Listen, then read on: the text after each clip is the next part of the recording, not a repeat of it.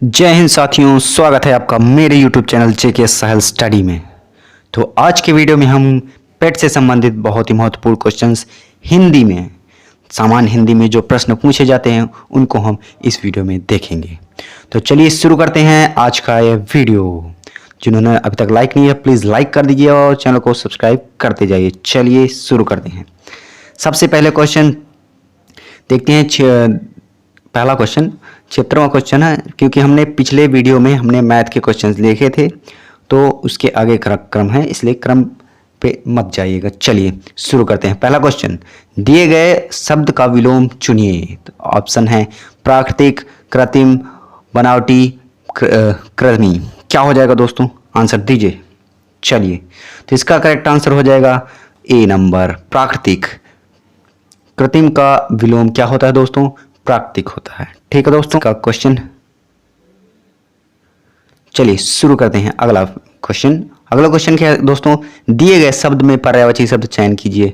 Options हैं घर, आग्रह, क्रम, कर्म, नक्षत्र। ग्रह का क्या होगा दोस्तों, चलिए आंसर दीजिए। तो ग्रह का पर्यायवाची होता है नक्षत्र। क्या होता है दोस्तों, डी इज करेक्ट आंसर। तो नक्षत्र हो जाएगा ग्रह का पर्यायवाची। चलिए नेक्स्ट क्वेश्चन, जिसकी आयु कम हो उसे क्या कहेंगे दोस्तों। ऑप्शन है शतायु, दीर्घायु, चिरंजीवी, अल्पायु। तो क्या हो जाएगा करेक्ट आंसर दीजिए कमेंट बॉक्स में। चलिए, तो इसका सही हो जाएगा answer D is correct answer. जिसकी आयु कम हो उसे अल्पायु कहा जाता है। चलिए नेक्स्ट क्वेश्चन, चलिए यहाँ पर प्रैक्टिस करेंगे। रिक्त स्थान को भरने के लिए उपयुक्त शब्द का चयन कीजिए। क्या है, रास्ते से लौट आया और खालिस्तान वह चला गया। तो चला गया था, तो क्या हो जाएगा बताइए कमेंट बॉक्स में। चलिए, इसका करेक्ट आंसर हो जाएगा परंतु। क्या हो जाएगा, इसमें परंतु भरा जाएगा। ठीक है दोस्तों, तो ए इज करेक्ट आंसर। रास्ते से लौट आया परंतु वह चला गया था। ठीक है दोस्तों, चलिए नेक्स्ट क्वेश्चन की बात करेंगे। अगला, रिक्त स्थान को भरने के लिए सबसे उपयुक्त शब्द का चयन करें। बोतल में पानी, खालिस्तान भरा है। तो क्या हो जाएगा, ऑप्शंस क्या दिए हुए हैं, के बदले आधा को साथ। तो क्या भरा जाएगा इसमें दोस्तों, चलिए कमेंट बॉक्स में दीजिए। चलिए, तो इसका करेक्ट आंसर हो जाएगा सी इज करेक्ट आंसर। बोतल में पानी पानी आधा, तो सी इज करेक्ट आंसर। चलिए अगला, इसमें गद्यांश भी पूछे जाते हैं तो उसको आप रीड कर लीजिएगा, पॉज कर दीजिएगा, पॉज करके आप रीड कर लीजिएगा। हम डायरेक्ट इससे पूछने वाले क्वेश्चन को देखेंगे तो आप पॉज करके इसको पूरा पढ़ सकते हैं। मैंने रीड कर लिया है, तो इससे संबंधित जितने भी क्वेश्चन पूछे जाते हैं उनको हम देखेंगे। चलिए पहला क्वेश्चन, निम्नलिखित में से कथन असत्य हैं। आप इसको जब रीड करेंगे तो आप इसको आसानी से कर पाएंगे। तो पहला ऑप्शन क्या दिया हुआ है, यज्ञोपवीत धारण कर सभी वेद और उपनिषदों की शिक्षा देने वाला आचार्य कहलाता है। और दूसरा ऑप्शन क्या है, वेद के अंग, व्याकरण आदि पढ़ाने वाले उपाध्याय कहलाता है।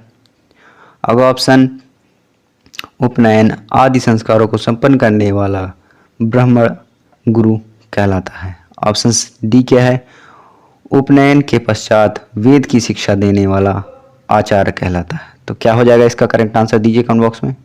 आप इसको जब रीड करेंगे तो आप आसानी से इसको आंसर दे पाएंगे। तो इसका मैंने रीड कर लिया था, तो इसका सही आंसर क्या हो जाएगा दोस्तों, डी इज करेक्ट आंसर। क्या हो जाएगा, डी। उपनयन के पश्चात वेद की शिक्षा देने वाले को आचार्य कहा जाता है। तो इसका करेक्ट आंसर क्या हो जाएगा, ये कथन सही है, असत्य है और बाकी सही है। ठीक है दोस्तों, यहाँ पर आपको पूछा गया है असत्य कौन सा है। ठीक है, तो डी इज करेक्ट आंसर हो जाएगा। चलिए अगला क्वेश्चन, प्रस्तुत पद्यांश में निम्नलिखित में ऋषि का उल्लेख नहीं है। तो ऑप्शंस हैं यज्ञवल्क्य, मनु, विश्वामित्र, ये सभी। तो ऑप्शंस क्या सही हो जाएगा, चलिए बताइए। तो इसका सही आंसर हो जाएगा विश्वामित्र। कौन सा, सी इज करेक्ट आंसर। इसमें विश्वामित्र जी का उल्लेख नहीं किया गया है और बाकी जितने भी हैं उन सभी को किया गया है। ठीक है दोस्तों, चलिए नेक्स्ट क्वेश्चन, प्रस्तुत गद्यांश में निम्नलिखित में से किस ग्रंथ का उल्लेख नहीं है। तो कमेंट बॉक्स में दीजिए।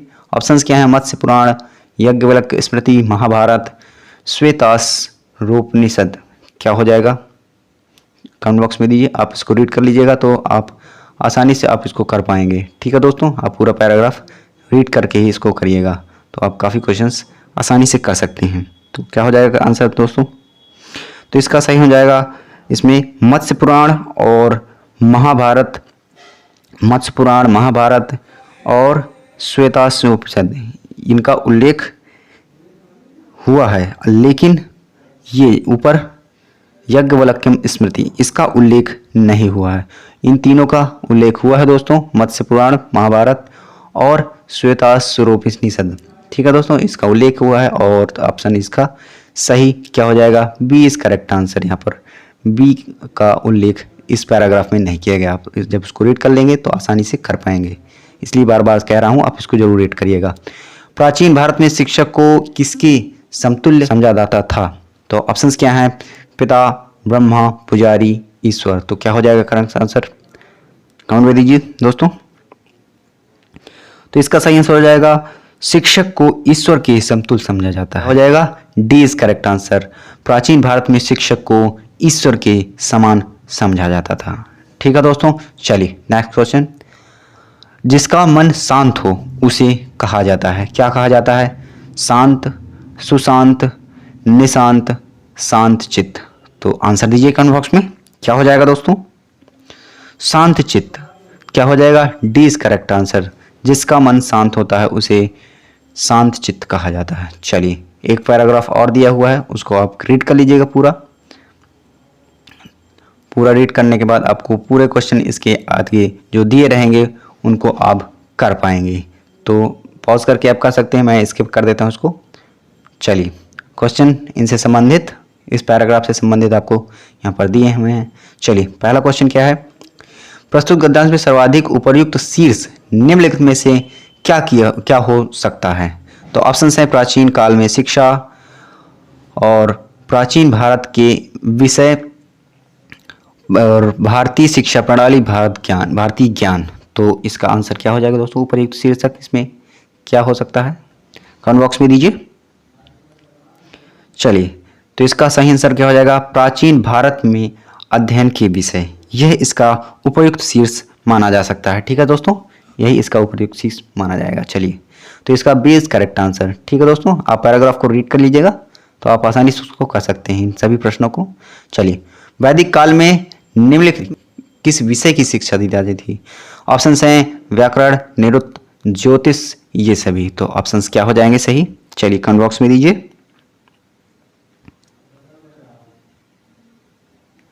तो इसका करेक्ट आंसर हो जाएगा डी इज करेक्ट आंसर। ये सभी व्याकरण, निरुक्त, ज्योतिष, इन सभी की शिक्षा प्राचीन काल में, वैदिक काल में दी जाती थी। ठीक है दोस्तों, तो डी इज करेक्ट आंसर। चलिए अगला क्वेश्चन जल्दी जल्दी प्रैक्टिस करेंगे हम, क्योंकि ज़्यादा टाइम नहीं बचा हुआ है एग्जाम्स का। चलिए वेदत्री के अंतर्गत निम्नलिखित में से किसे शामिल नहीं किया जाता है? ऑप्शन है ऋग्वेद, सामवेद, अथर्ववेद, यजुर्वेद। तो करेक्ट आंसर क्या हो जाएगा? कमेंट बॉक्स में दीजिए। इसका सही आंसर हो जाएगा अथर्ववेद, सी इज करेक्ट आंसर। अथर्ववेद को वेद त्रयी के अंतर्गत शामिल नहीं किया जाता है। ठीक है दोस्तों, तो इसका करेक्ट आंसर क्या हो जाएगा? C is correct answer, C is correct answer Atharvaveda. चलिए नेक्स्ट क्वेश्चन, फिर इसके बाद हम सामान्य अंग्रेजी देखेंगे जो एग्जाम्स में पूछी जाती है पैट के एग्जाम में। चलिए अगला क्वेश्चन है प्रस्तुत गद्यांश में निम्नलिखित में से किस विषय का उल्लेख नहीं किया जाता गया है? आप पैराग्राफ रीड कर लीजिएगा तो आप आसानी से इसको कर पाएंगे। चलिए राजनीतिक शास्त्र, दंडनीति और रसायन शास्त्र, धर्मशास्त्र। तो इसका सही आंसर क्या हो जाएगा? कमेंट बॉक्स में दीजिए।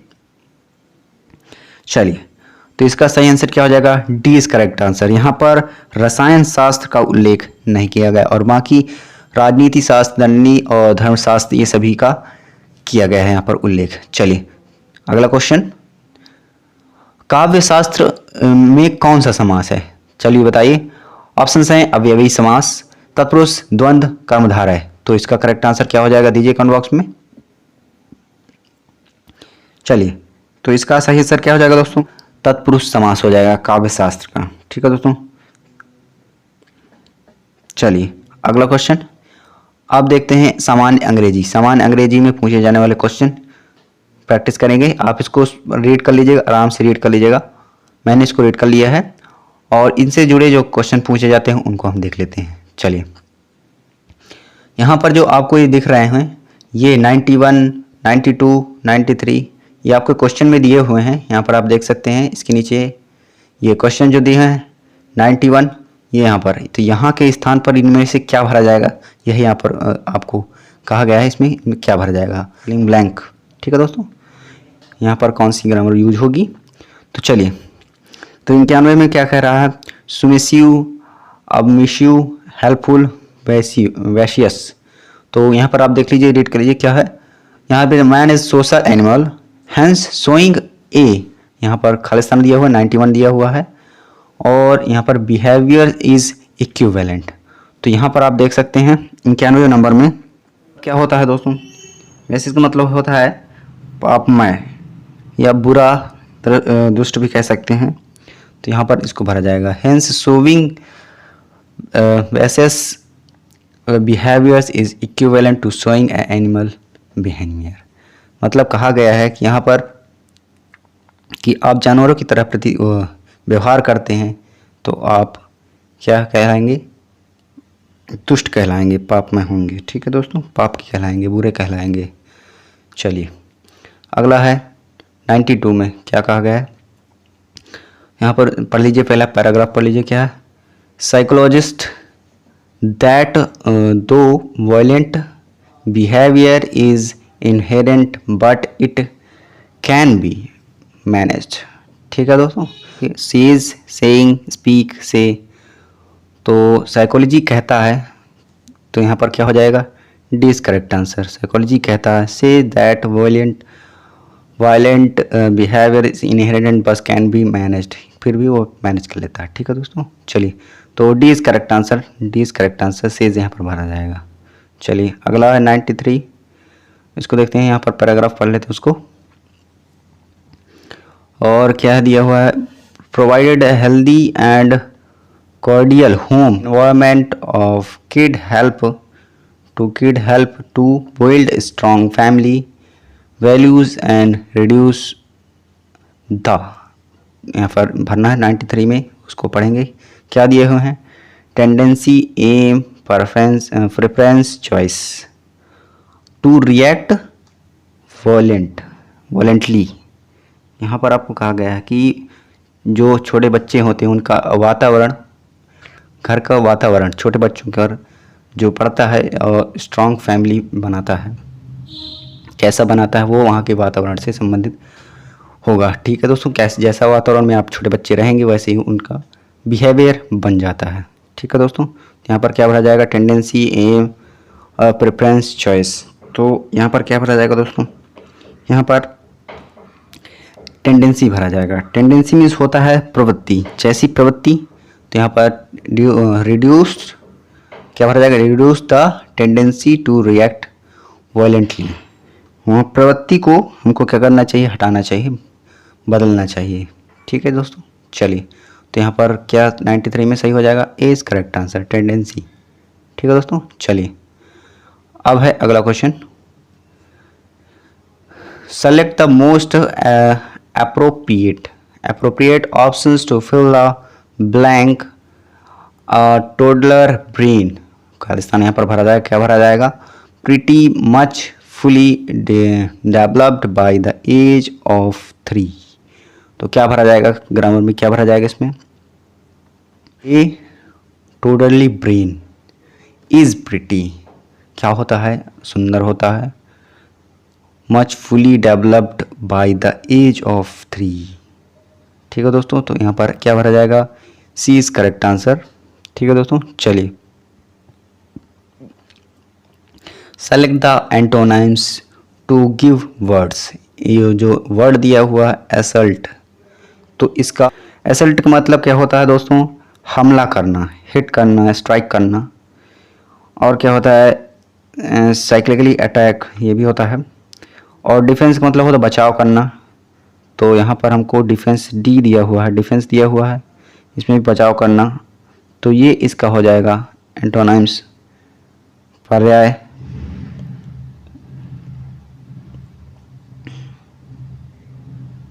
सॉरी, एंटोनिम्स में होता है विलोम होता है, और साइनोनिम्स में पढ़ रहा होता है, सॉरी, यहाँ पर डी इज करेक्ट आंसर हो जाएगा। और ऑफेन होता है हमला करना, ऑफेन स्ट्राइक करना, ये सब हमले के लिए होते हैं, ठीक है, ठेस पहुंचाना। तो यहाँ पर क्या करेक्ट आंसर हो जाएगा, डी इज करेक्ट आंसर। यहाँ पर डिफेंस का प्रयोग किया जाएगा। एसल्ट का होता है हमलावर का बचाव, ठीक है दोस्तों, डिफेंस। चलिए अब इसके बाद हम देखेंगे तर्क एवं शक्ति, इससे संबंधित हम क्वेश्चन देखेंगे कुछ।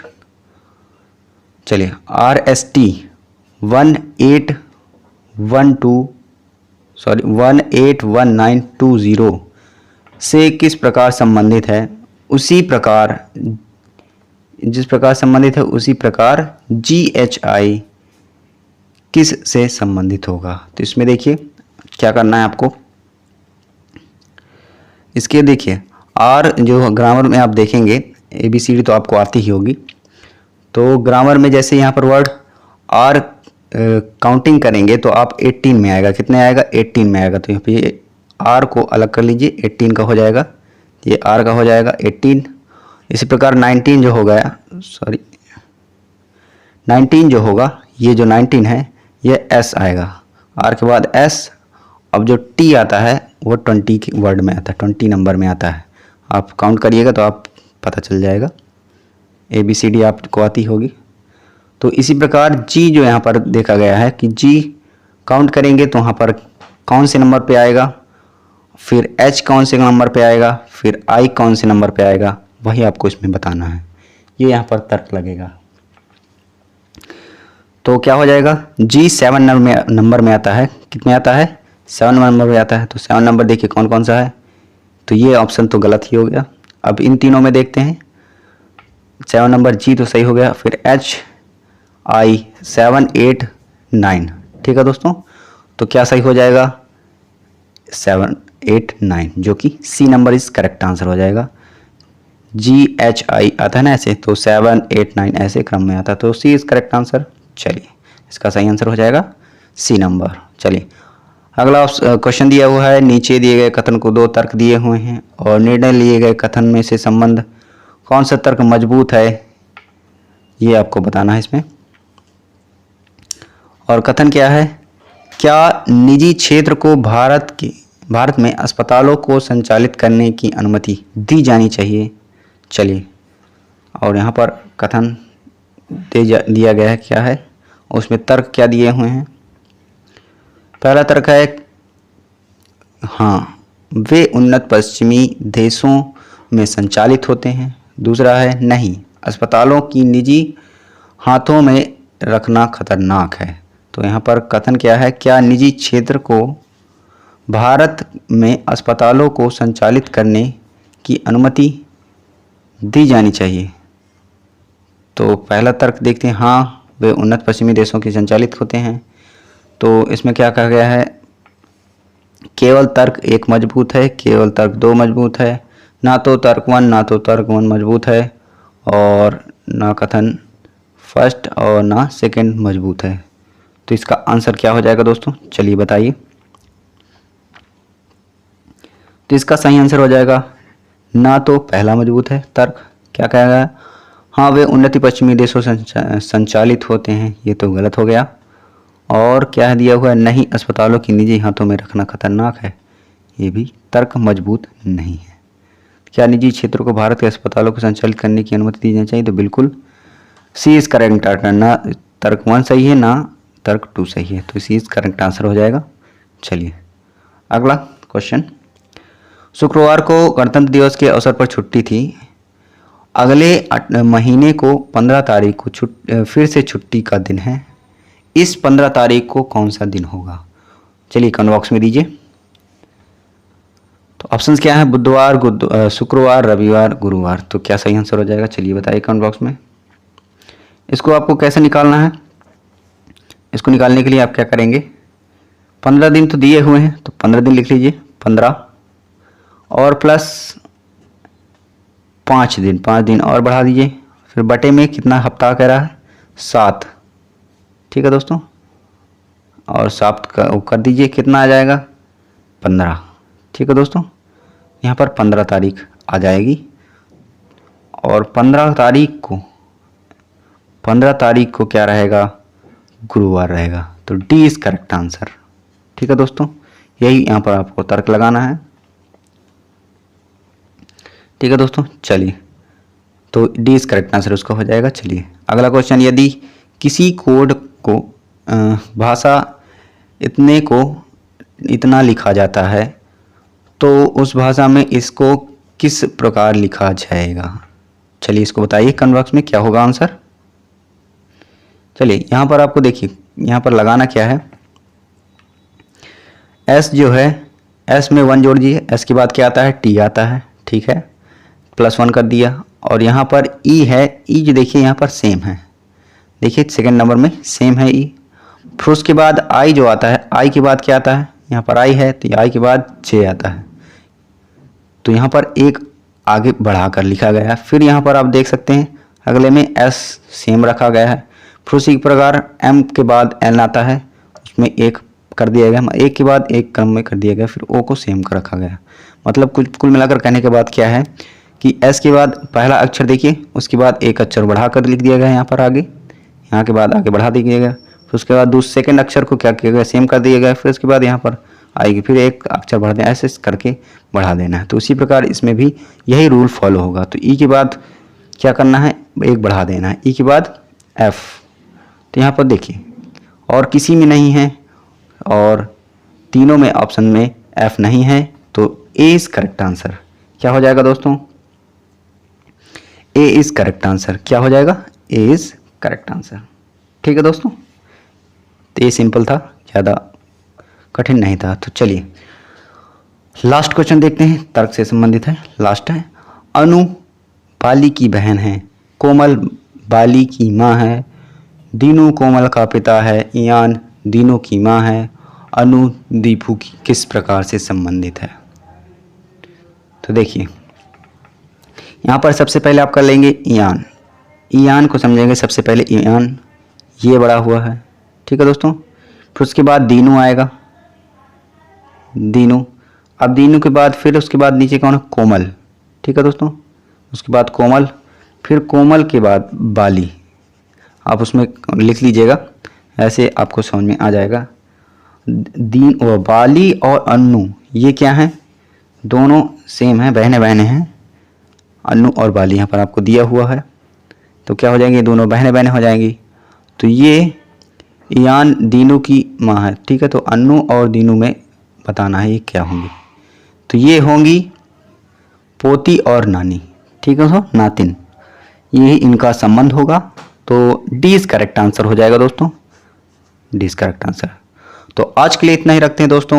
आशा करता हूँ वीडियो आपको अच्छा लग रहा होगा, तो लाइक करिएगा और शेयर करना तो बिल्कुल मत भूलिएगा। मिलते हैं फिर किसी नए वीडियो पर, नए टॉपिक पर, नए क्वेश्चन पर, नए प्रैक्टिस करते रहेंगे जब तक परीक्षा में 4 नहीं लेते हैं। ठीक है दोस्तों, अच्छे अंक नहीं ला लेते हैं। पेट काफ़ी इंपॉर्टेंट है, तो उसको पढ़ते रहिए। और मैं काफ़ी वीडियो अपने तरफ से दे रहा हूँ, आप उनको प्रैक्टिस करते रहिए। कमेंट लिस्ट में, प्ले लिस्ट में जाकर आप देख सकते हैं, काफ़ी वीडियो पड़ी हुई हैं, वहाँ से आप प्रैक्टिस कर सकते हैं। तो मिलते हैं नेक्स्ट वीडियो पर। थैंक्स फॉर वॉचिंग, जय हिंद। मिलते हैं अगले वीडियो पर।